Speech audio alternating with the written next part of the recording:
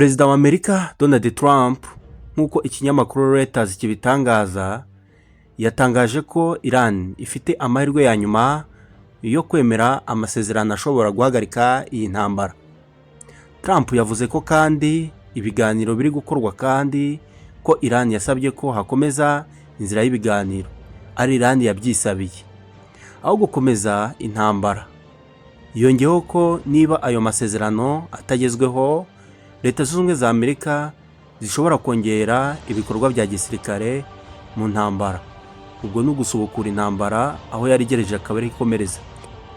Muraho neza abakunzi bacu cyangwa se wowe udahwema kubana natwe umunsi ku munsi. Reka ngushimire by'umwihariko wowe wakoze subscribe cyangwa se wowe udahwema kuduha support iyo ari yo yose.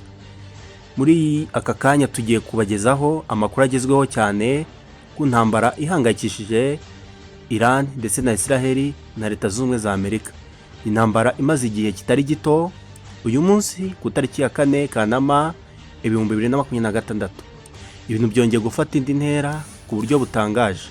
Hari amakuru mashya ku biganiro by'amahoro ndetse n'ibitero byabereye mu nyanja ya Strait of Hormuz cyangwa se umuhora wa Hormuz, ndetse n'ibiciro bya petroli byongeye kuzamuka hamwe na hamwe ku isi, ndetse n'ibihugu byo mu burasirazuba bwo hagati bukomeje gushaka uko byahagarika intambara binyuze mu biganiro by'amahoro. Perezida wa Amerika Donald Trump nk'uko ikinyamakuru Reuters kibitangaza yatangaje ko Iran ifite amahirwe ya nyuma yo kwemera amasezerano ashobora guhagarika iyi ntambara. Trump yavuze ko kandi ibiganiro biri gukorwa kandi ko Iran yasabye ko hakomeza inzira y'ibiganiro ari Iran yabyisabiye aho gukomeza intambara. Yongeyeho ko niba ayo masezerano atagezweho Leta Zunze Ubumwe za Amerika zishobora kongera ibikorwa bya gisirikare mu ntambara. Ubwo ni ugusubukura intambara aho yari igereje akaba ari ikomereza. Ariko ku ruhande rwa Iran, ubuyobozi bwa Tehran ndetse n'ubuyobozi bukuru bw'iki gihugu bwahise buhakana ayo magambo ya Donald Trump. Perezida Masoud Pezeshkian yavuze ko nta biganiro bitaziguye biri mu kuba hagati ya Iran ndetse na Leta Zunze Ubumwe za Amerika. Ahubwo yavuze ko ibiganiro biri gukorwa na Oman gusa ku kibazo cya Strait of Hormuz, umuhora wa Hormuz. Ni inzira inyuramo petroli nyinshi cyane ku isi nk'uko mumaze kubimenya.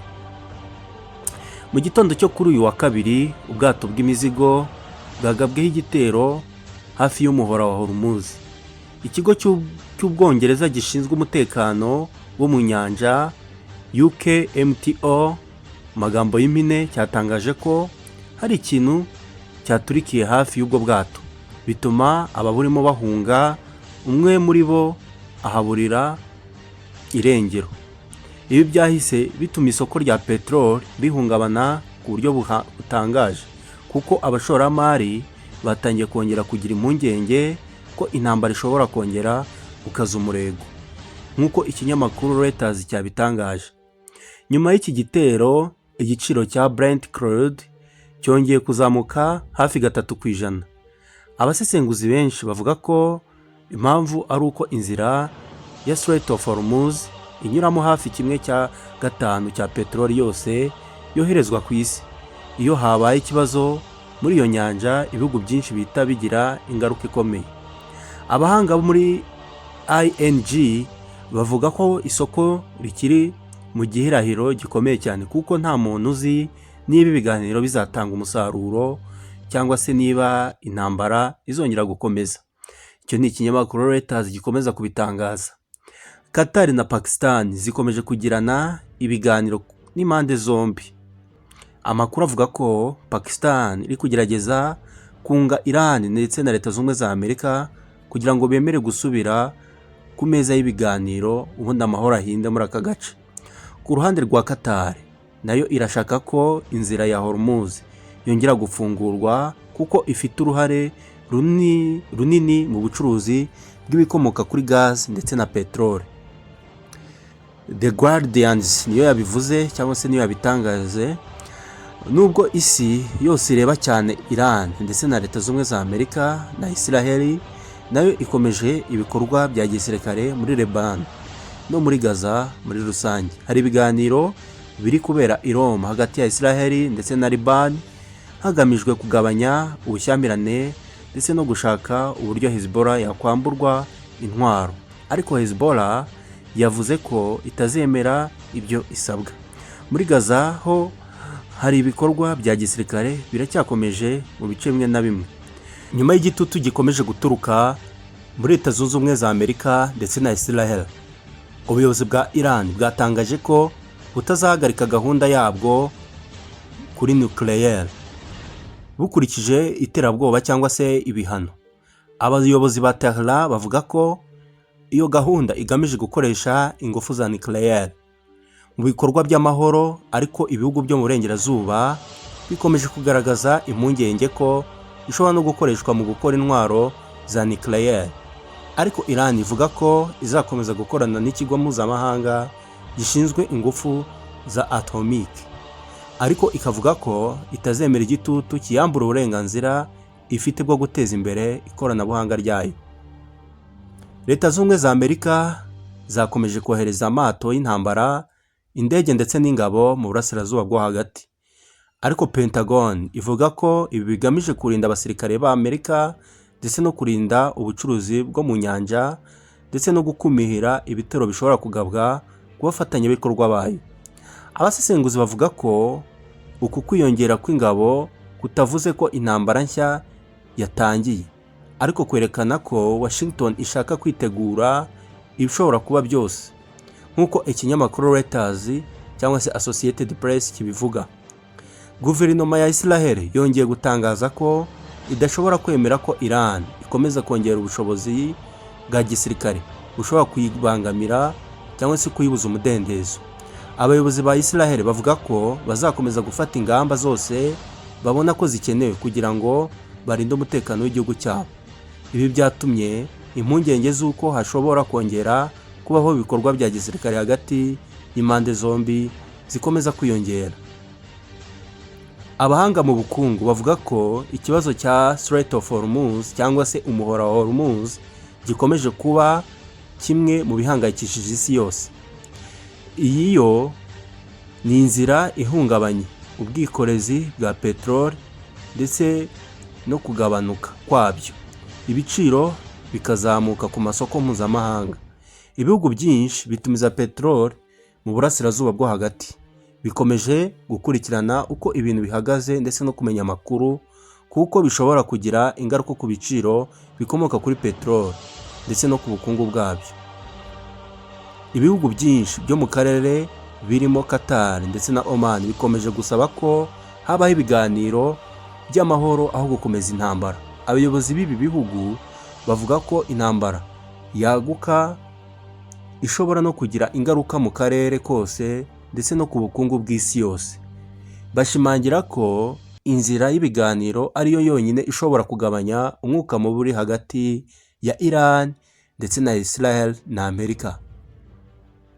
Iyo turebye ibi bintu bihagaze uyu munsi, bigaragaza ko impande zose zikomeje kwitegura ibishobora kuba ari byo byose ku bigendanye n'ibi biganiro, ariko nanone buri ruhande rukavuga ko rwifuza ko habaho ibiganiro. Ibi bituma habaho kuvuguruzanya ndetse n'amagambo y'ubwiyunge ku ruhande rumwe, ariko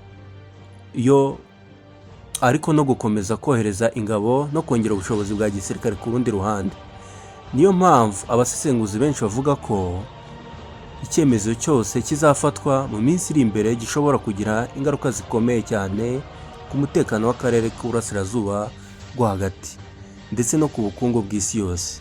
Nubwo amakuru menshi yibanda ku mubano wa Iran na Israel ndetse na Leta Zunze Ubumwe za Amerika, intambara muri Gaza iracyakomeje. Ingabo za Israel zakomeje ibikorwa bya gisirikare mu bice bitandukanye bya Gaza. Zivuga ko zigamije kurwanya abarwanyi ba Hamas ndetse no gusenya ibikorwa remezo byabo. Ku rundi ruhande, imiryango mpuzamahanga ikomeje kugaragaza impungenge z'uko abaturage basanzwe bakomeje guhura n'ibibazo bikomeye birimo kubura ibiribwa ndetse n'amazi n'ubuvuzi muri rusange, nk'uko Al Jazeera ibitangaza.